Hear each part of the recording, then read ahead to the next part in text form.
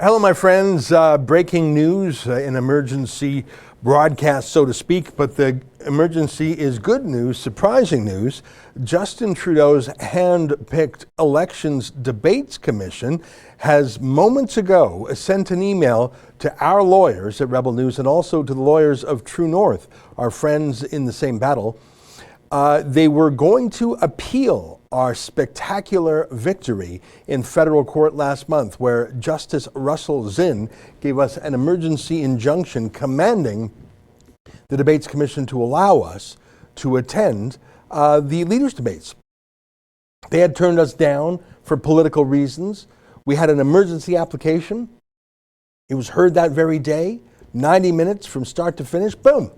The judge said this is clearly unreasonable. On the balance of convenience, we're sending the rebel in. And the rest was history. Huge victory for us. Between us, we had two reporters there, Cian Bexte and David Menzies, and True North had Andrew Lawton there. Between those three reporters, we asked more questions than any other news organization. It was wonderful. But Trudeau's Debates Commission appealed that emergency injunction. Now, the crazy thing is they appealed it after the debate happened. So the injunction was really time limited. It was get them into the debate tonight. In fact, if you read the court order, it said they're accredited for the debate tonight and for the French language debate a couple days later. So that expires. It's like, it was a perishable order. It's obsolete now. It's of no force or effect. What is there to oppose, to appeal, to overturn? The thing has already happened. You can't unscramble that omelet. It was a bizarre flex. And what was so crazy about it was how many lawyers were involved in this goofy thing, but we did receive that notice of appeal. Even crazier, and I mean, I tell you, if you can make sense of this, let me know.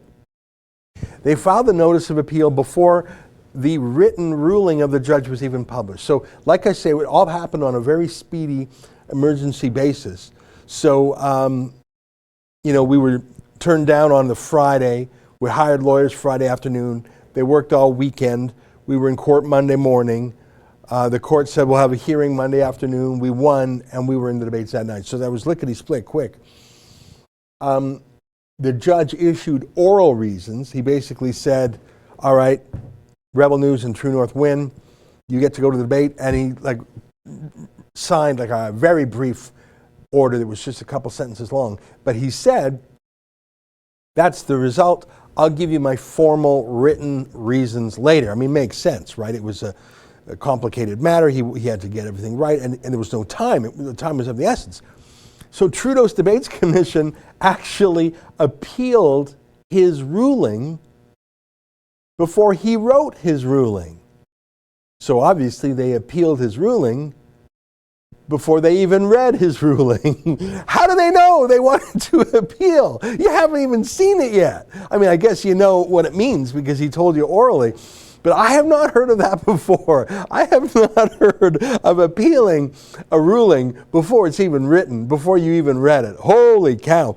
It just shows you how much Justin Trudeau's hand-picked Debates Commission hates free speech. And I sort of laughed. I thought, if you want to go, hey there, thanks for the super chat, deal, or are you still pursuing your part? Oh, I will get to that. I will get to that. Deal. Do I look like Monty Hall? Do I look like, who is the, like, do I look like Howie Mandel? That's who. Do I look like Howie Mandel? I do not. Let's make a deal. No. You've got the wrong feller. You've got the wrong feller on that one. I thought to myself, I said this to my lawyers just the other day. I said, because they wrote to me and they said, well, the government's lawyers want to make a deal. And in the deal, they will generously, of course, my lawyers didn't believe this either, but this is how it was phrased by Trudeau's lawyers, we will do you the favor of not appealing. Are you kidding me? I would be there with my carton of popcorn and just on the edge of my seat. I want to see this. I want to see 5-6 government lawyers go in front of the Federal Court of Appeal. And what? And explain why they're taking up the time and attention and the cost of it'd probably be 3-judge panel, right? 3 of the most senior judges in the country, Federal Court of Appeal. That's pretty heavy duty court.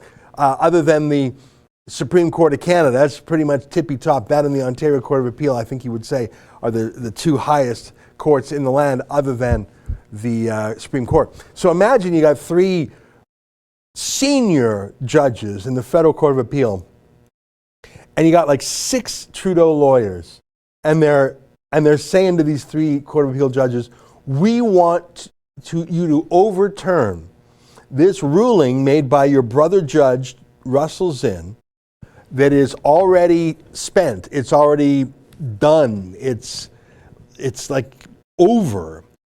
But we have demanded this appeal, and we want you to, even though the matter is moot, as they say, we want you to overturn it anyways.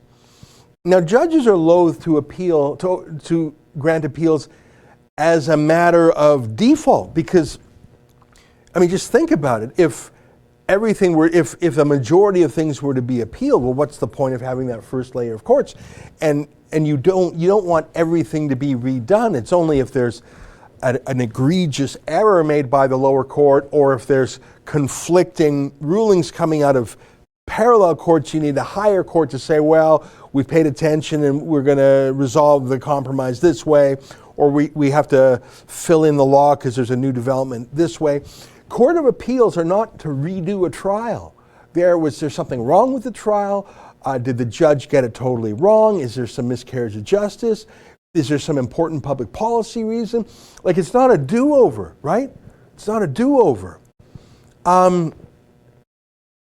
Imagine going into one of the highest courts in the land, the Federal Court of Appeal. You got 3 judges who are busy people, and they want to be doing important work. I'm guessing. I don't know any members of the Federal Court of Appeal. And you got this whole suite of high-priced lawyers for Trudeau, and they're saying, excuse me, we would like you to overturn this decision that is not even alive anymore. Nothing turns on it anymore. The decision, obviously, I think it was reasonable. It went in my favor. But there was nothing that spicy about it. I mean, I suppose he could have gone either way, but it was very much within the realm of the reasonable. He could have, in a reasonable way, said no to us. I actually thought he was going to say no. He could, in a reasonable way, say yes to us. I guess he could have said either of those things in a crazy way, but he didn't. He's a federal court judge. I guess what I'm saying is, the chutzpah of their appeal, as if they would actually do that. As if I said to my lawyers, that I want to see. I just want to be in that court, and I want to bask in that moment, because that's your Thelma and Louise moment, driving off the cliff. That's just, hey, here's a game, there's a brick wall. Why don't you run as fast as you can and don't flinch, just run in like that. You don't see that very often. You don't see that very often. And I wanted to see that. And when Trudeau's lawyers wrote to my lawyers and said, hey guys, let's make a deal. As our part of the deal, we'll drop our appeal to the Federal Court of Appeal. I said to my lawyers, that ain't them doing me a favor. I want them to appeal. Oh, they would have been mangled. Oh, it would have been most undiplomatic language by the Federal Court of Appeal. I am deeply sad that they have dropped their appeal. And it's not because they're cowards. It's because they are not that stupid. Hey, Justin, do you have the letter? Do you have the letter? I think I emailed it to you. So here's the letter. Let me show it to you in all its glory. Here's the letter that we got.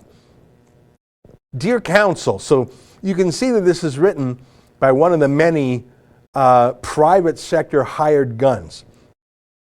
Justin, my producer, because he's more thoughtful than me, he's deleted all the private email addresses, but this went to all the lawyers. This went to our lawyers, all the debate commission lawyers, the government lawyers, Trudeau's lawyers. There was like 10 lawyers on this thing. So this is one of the lawyers, Borden, Ladner, Gervais. I think I mentioned to you before, they're Justice Department lawyers, and then this is the mercenary firm. I shouldn't be negative. Listen, a lawyer takes money, a law firm takes money. If you're willing to spend $1,000 an hour, you can get a top quality firm called Borden, Ladner, Gervais. They're one of the best firms in the country. I'm not going to say otherwise. They're a great firm. I'd say they're definitely a top 10 firm. If you got $1,000 an hour, and then you're hiring, let's say, 3 lawyers from there, whatever it was, if you're willing to spend $3,000 an hour, Borden Ladner Gervais will pretty much do anything you want. I mean, hell, I wish I had that kind of... Put the letter back up. I didn't actually read it yet. Dear counsel, that's a fancy way of saying, hey, lawyers. I'm sorry, I'm laughing because it's so absurd that this was even in town. We write to inform you that the Leaders Debates Commission will not be pursuing its appeal of the decision of Justice Zinn. We intend to file notice of discontinuance in court file numbers A40119 and blah, blah, blah later this week. Regards, Ashley. Hey, thanks, Ash. Thanks, Ash. But I'm sorry I'll never be able to see. I mean, sometimes you play that kid's arcade game Whack-A-Mole, the one thump, thump, thump, thump, thump.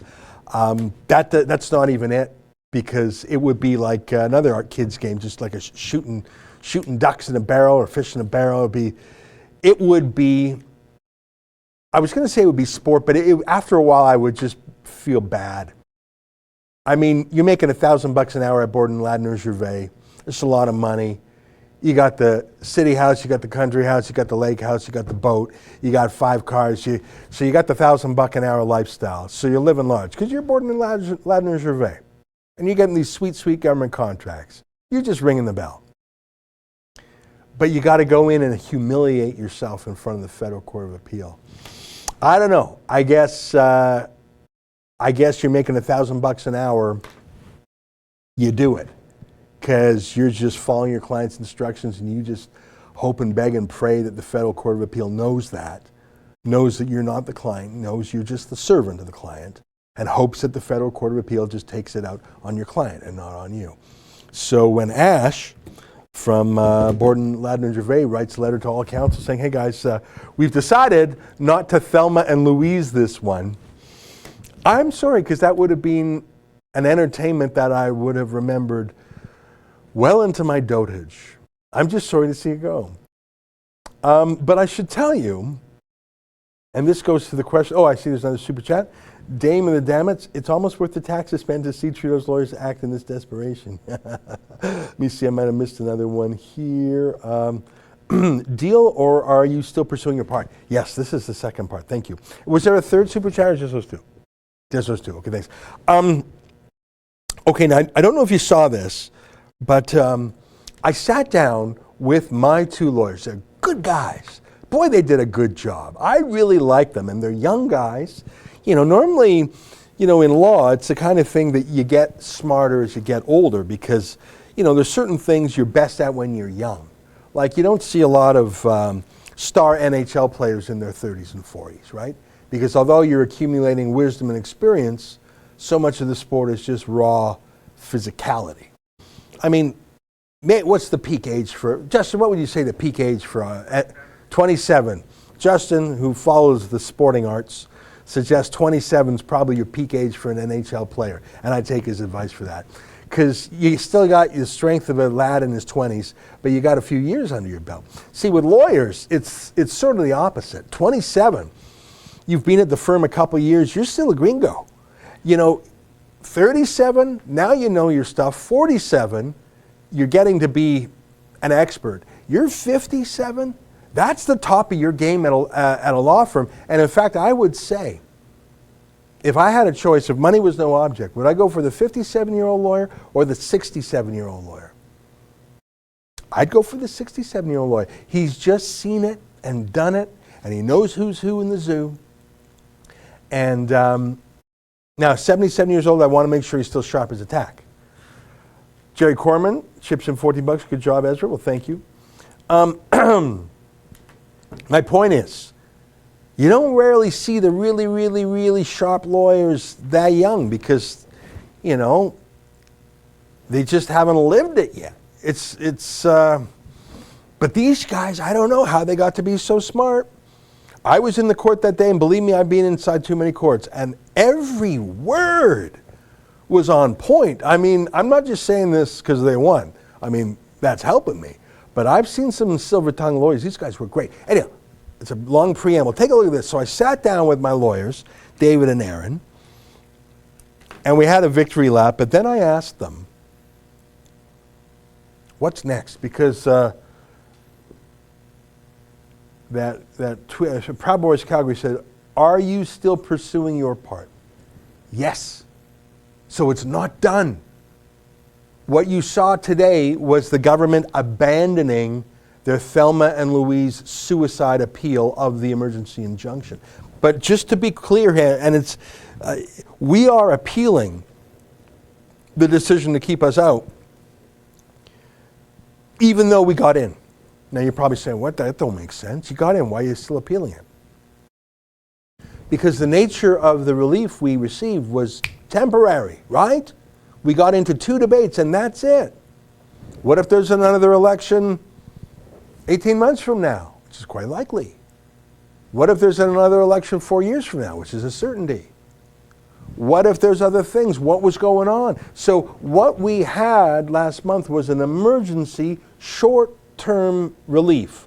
Get us in there because, as Justice Zinn said, we have a good likelihood of success in our main appeal. Let us in, because what happens if we win months down the road? We'll never get that moment back again. So just to explain it, let me put the smart guys on so you can understand. Do you have that clip ready and that time code? Okay, so this now you're going to be seeing when I sat down at this very table with the 2 lads, Aaron and David, who did such a good job. Take a look. And a half ago. What's the next step? So the emergency application's over. We won that. That was great. What happens now? Do we have to exchange documents? Are there legal pleadings? Is there just tell me the steps in the court case. So it's a great question, Ezra. It's going to be a battle. We're just getting started.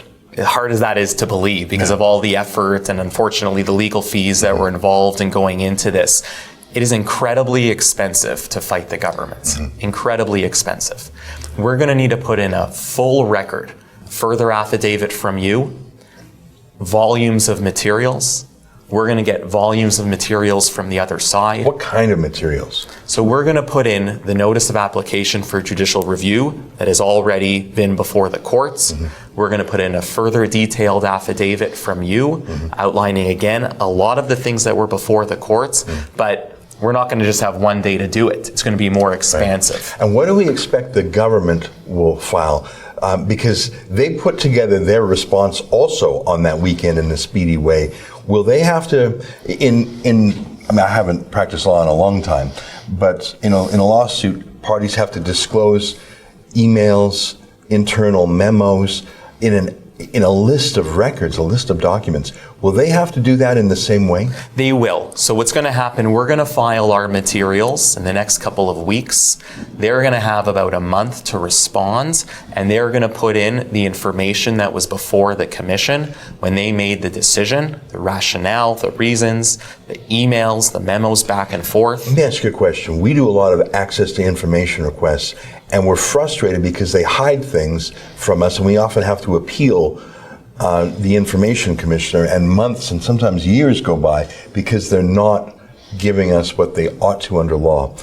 I am worried, and this is the political bones in me talking, I'm worried that they will try to obscure or hide or, God forbid, even delete their chatter, because I think when they didn't realize we were looking at them, they probably said incredibly inappropriate things. They probably were very disparaging towards Rebel, our journalists in particular, Andrew Lawton. I think they said things in private emails that they would almost die from embarrassment if they came to light.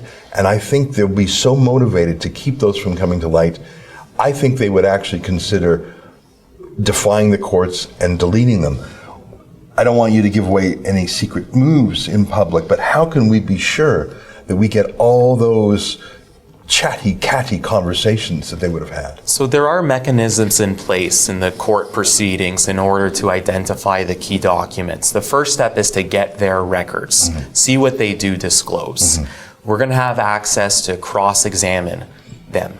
And then we can ask again, from start to finish, the chronology. When was the decision made? Who was involved? Can we have access to those emails, to this, to that? If push comes to shove, if you are of the view that there are other documents, or there may have been, but we didn't get, then we have access to the courts and we can use that route. One thing that you've demonstrated to your constituents is that you will not sleep until you get justice. You will, no matter what the cost, you will pursue justice. You are an advocate for the freedom of the press. You are an advocate for democracy. You are somebody that your readership looks up to. And, you know, the short time that I've come to know you, you know, with the conversations we've had, you said, David, do what you need to do to get justice. There are ways that we can go about doing that. So I just wanted to, you know, assure you and to assure the listeners that we will do what we need to do to get. We can raise the handlebars. You know, we just had a short ad there, so we're skipping that. Just as we're here live, I was showing you an interview I had with David and Aaron, our crack lawyers who won, and they were explaining what comes next. Here, let's pick it up after. So we were playing a YouTube video of that, but aren't those smart cookies? And they're believers too. I tell you, we have a lot of lawyers over the years. Some of them, it's just a job. Like maybe that's how it is for Borden, Ladner, Gervais, but these two lads, I think they believe in freedom. Can we pick it up where that ad here? Pick it up. Here, just play just a couple more minutes of this, and then I'll come back and I'll answer the questions in the super chat. Let's watch a little more. These two guys are smart. I just know they'll do a better job of explaining why our judicial appeal continues. So just to catch up the folks who joined us in the last 5 minutes. Today, Justin Trudeau's lawyers sent, if you want to show the letter, sent us the letter saying they are no longer going to appeal to the Federal Court of Appeal our win that gave us the emergency injunction. It's a very short letter. It's 1 sentence, 2 sentences long. Dear counsel, that's a fancy way of saying, hey lawyers, we write to inform you that the Leaders Debates Commission will not be pursuing its appeal of the decision of Justice Zinn. We intend to file notice of continuous in court file numbers, blah, blah, blah, later this week. Regards, Ashley. And Borden, Ladner, Gervais is the high-priced law firm hired by the Debates Commission in addition to the Justice Department. So they're not appealing. And it was an insane appeal to appeal the very short-term injunction order that we got that's moot now. How do you appeal an order that's done? We already got in the debates and had a great debate. Okay, so the answer is that's gone, but we're still fighting. And here's our lawyers again, an interview I did with them a few weeks ago, explaining what we're doing going forward, still appealing the substantive decision in a judicial review. Keep playing the tape. In order to succeed. Excellent. Getting us in the debates was almost miraculous, and we used that opportunity. And credit to Kian and David and Andrew. Having this moment of truth where we pull back the veil and see how this debate commission worked will have a longer lasting effect. It'll reveal if there was any bias or tampering, and I'm afraid there is, but I only have a hunch. We'll reveal it. You said months to come. It's almost November. When do you think the actual hearing of this case? Will it be the spring of 2020 most likely? I mean, our people want, I know the wheels of justice grind slowly, but do you think we'll have our hearing in the spring? I think so. That's what seems to be on track when we look at the procedural steps. Now, of course, the wheels of justice turn slowly, and so there's potential that matters will be delayed, and certain steps will require a little bit more time than what's provided for in the statutes. But ultimately, what we want to do is we want to get to justice as quickly as possible, and part of that is really keeping the commission's and the government's feet to the fire on this and making sure that we proceed as expeditiously as possible. All right, fellas. Well, let me tell you, seeing is believing. I saw you guys in action on Monday. I also have to compliment the lawyer for True North, who I thought did very well. And in fact, the two of you, all three of you, but David, you did the bulk of the speaking, and the lawyer for True North, very well balanced. Do we know if they're going ahead? Do we know if they're going to continue the appeal? It appears that they will. We haven't received Oh, that's formal something like that, confirmation yeah. We're pretty as good of yet. friends with them. Yeah. We'll check it out. Okay, now let's get down to business. When I retained you on the Friday afternoon, you were very candid. You said, Ezra, we're just going to throw aside everything else. We're going to work all weekend. In fact, you came and met me. I was with my kids at Canada's Wonderland. That's right. You came there for me to sign a document. I've never had that kind of attentive service before. Yeah. It's amazing. So you guys worked all weekend. Yep. Late into the night. I remember we were talking quite late at night. You had to study everything, write everything, and then all day Monday. You said, Ezra, I need $10,000. Right. So we sent it to you right away on the Friday. And then you did so much work, the 2 years, your support staff, that the total bill, if I'm not mistaken, was just over $18,000. Yes. So we still owe you $8,000. And I want to say to our viewers, that is absolutely a moderate bill for the kind of effort and time spent. Believe me, we get legal bills. So I thank you for keeping it light. Thanks, fellas. Mm-hmm. So we owe you $8,000 for the success. It's the happiest check I'll ever cut. But going forward for this battle royal, I just need you to tell me. Because we crowdfund our money. We're not like the government. We don't have an endless resource. I believe we'll get it. I believe our people were so enthused by the win, and we'll see the opportunity of not only having a permanent blow for justice, but smoking out what really went on behind the scenes. I think that's incredibly valuable. Just give it to me plain. And I'm not going to hold you to the precise number, because I know if the government tries any tricks, it might make the cost go high. But if you had to ballpark it, a normal fight of this sort, other than the 18 we've already incurred, what are we looking at to go the distance? I mean, it's a very tough question, but in matters like this that we've handled in the past, I'd say easily 50,000. I think it could go as high as 75,000. There's a lot of work that needs to go into it. The legal issues are nuanced. There's another ad jumping in, but you heard the key number. There's 50 to 75,000. I absolutely believe that. And if anyone here has had the unfortunate, and let's pick it up after that ad just for the rest of what he said. For those who have had the unfortunate experience of going into court, you know that's how it is. For every day in court, you've got to do probably a couple days of prep. And that's before trial. Just forcing the government to release its internal documents, that's going to be a battle, because think about it. They cooked up an excuse to keep us out, right? That's what Justice Zinn said. It's made up. There's no rationale. It made no sense. It was a last-minute thing. Clearly bad faith, obviously. Can you imagine their internal emails about it? Like, can you imagine what they were saying amongst themselves? Could you imagine what they were saying to our rivals in the media party? Can you imagine what they were saying to the Liberal Party? And if it was in an email, that would be discoverable if it touched on their ruling against us. So do you see why it's so important that we proceed with the full judicial review of how we were kicked out? Not just because we want a longer lasting victory than just the temporary injunction, which was a wonderful victory, but it's done now. By the way, if there was another election in 6 months, could be, we wouldn't have the right to go in. It was just a temporary injunction. It's over. It was for 2 days only. So that's one reason that we need to do a judicial review.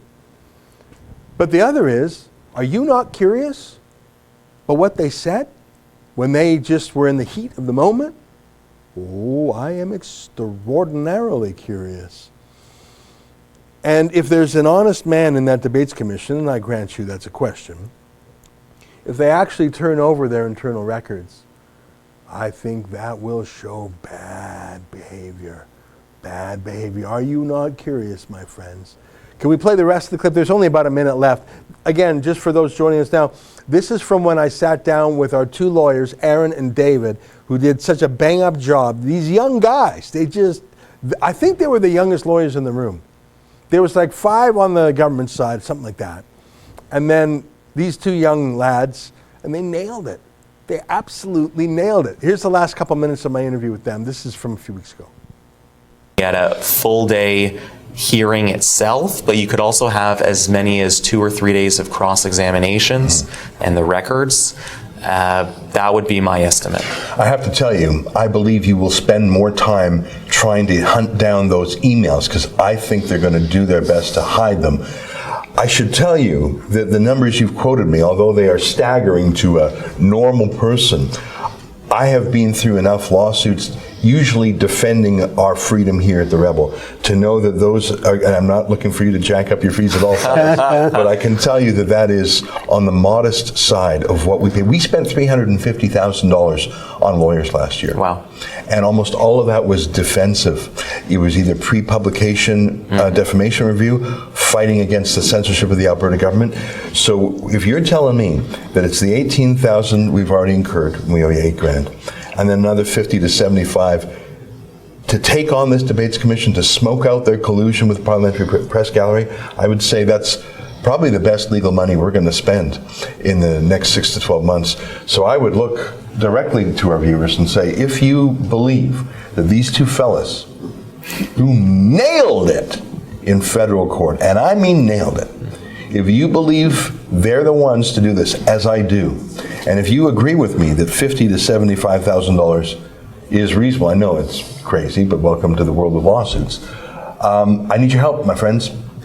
Go to letusreport.com, letusreport.com. If you can chip in $10 or $100, we got to get these guys going.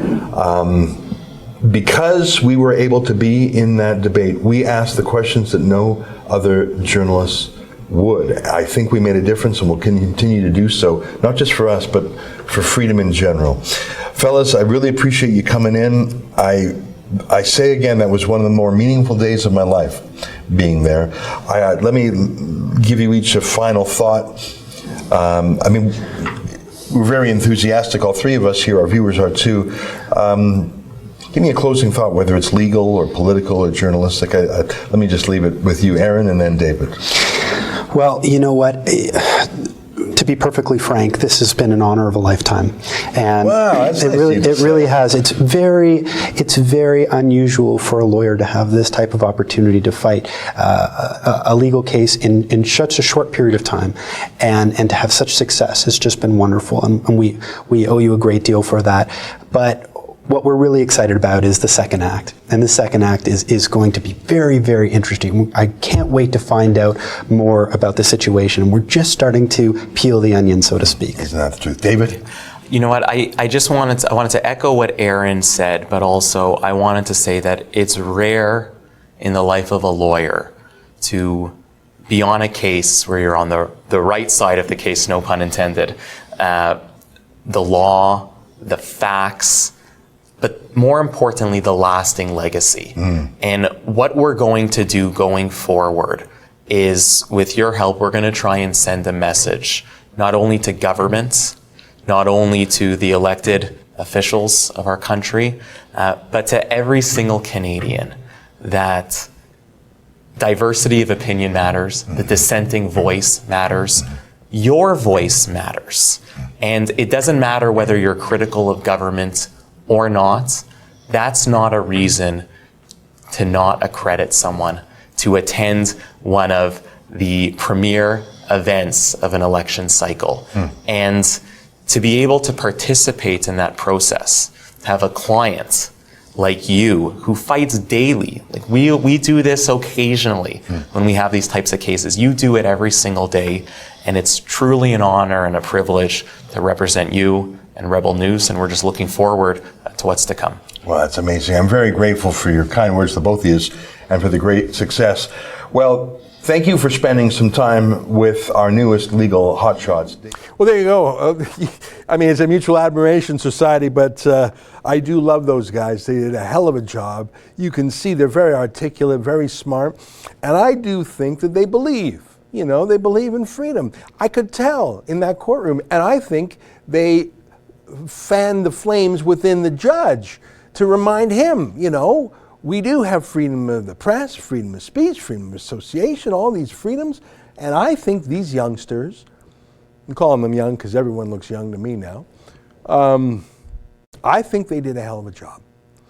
But the reason I played that tape was not just to enjoy hearing those fellas lay it out again, but to let you know that there is a big battle coming.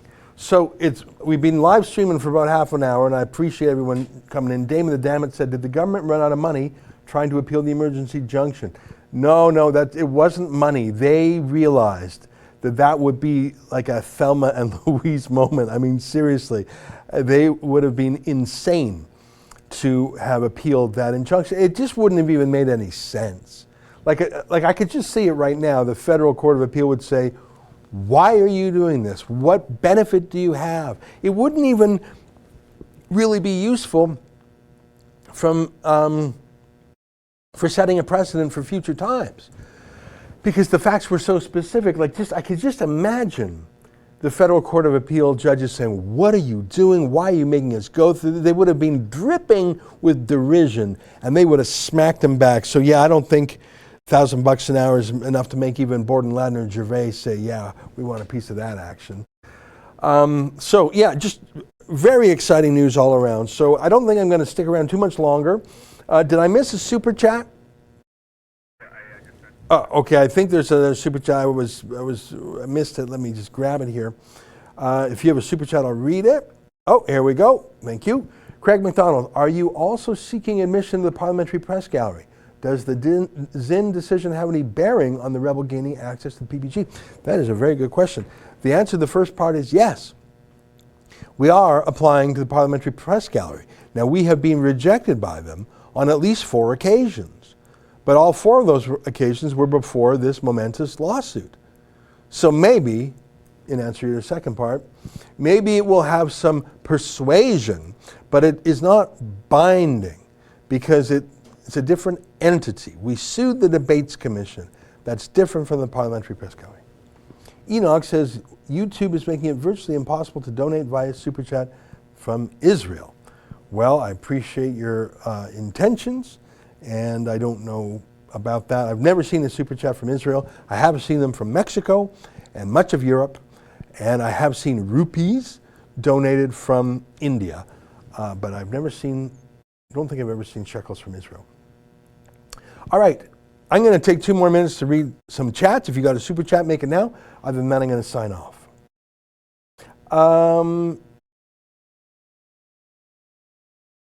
Lauren Gibson is a fascist free press hating brown shirt. That's Jay Kaiser. Well, that's another battle we got going on. Lauren Gibson, until last week, was the election commissioner in Alberta who prosecuted our own Sheila Gunn Reid for writing a book, if you can believe it. He was finally sacked. Donald Odom, no nation has the best interest of any other nation but its own, as it should be. I think you're right. I think globalists are really weird that way. You see it in Trudeau bending backwards over for foreign countries instead of our own interests. That's not really on point, though. I'm just skimming through these. Oh, there's a super chat. You say there's a new super chat? I actually don't see that live chat. There we go. I see it now. Fighting! And then looks like a party emoji. Thank you very much. All right, guys. Well, listen, I want to show one last thing. Can you go to letusreport.com? So letusreport.com, unfortunately, is a website we have to use a lot. We have to update the page, but it's the whole history of this case. You see that there? That's the ruling. That's that glorious ruling by Justice Russell Zinn. And if you scroll down a little more, you can donate. The notice of appeal, this was the insane, oh, I'm so sorry they're not proceeding with that. Oh, boy. You keep scrolling down. And what else we got here? Donate if you can, please. That's where, if you want the full interview I have with the 2 lawyers, you can find it there. Those are the questions we asked when we actually got into the leaders' debate. Go a little further down. Yeah, that's me smiling after the win that day. Anyways, I won't take any more of your time, but my point is this, my friends. We're fighting like hell and we're not done. The bad guys just blinked. We got a long battle ahead of us, but I think we're going to win. Before I go, I see two more super chats. An amazing $100 from Mike DeWitt. Thanks very much, Mike. And Diane Sylvain. Speak the truth as if you a million voices. It is silence that kills the world. And Catherine of Siena, good job, Rebel. Love your reporting. Well, thanks very much. It's sort of odd that we have to spend as much time, energy, and money defending our right to report as we do actual reporting, but that's the way it is in Canada in 2019. We'll keep at it. But great news today. To recap, for the 1,000 folks online right now, Justin Trudeau has abandoned his appeal of our dramatic victory in the Federal Court of Canada a month ago. It was an insane appeal, it made no sense, and I laughed when they filed it. And part of me sort of disappointed that they're not going to proceed with it because it would have been a legal massacre for them, but they have abandoned it. However, we have not abandoned our demand to have a full judicial review of their decision to keep us out, in part because we want the right to come in, and also in part we want to see how misbehaved they were in their unreasonable decision. I think they said a lot of things in internal memos that ought to see the light of day. Well, folks, thanks for joining us on short notice for this live chat, super chat. Thanks to everyone who was so generous, especially Mike. That's amazing. Until tonight, join us at 8 p.m. Eastern for my nightly paywalled show. It's $8 a month, something to consider subscribing to. You can do that at premium.rebel.news. Until next time, on behalf of all of us here at Rebel World Headquarters, goodbye and keep fighting for freedom.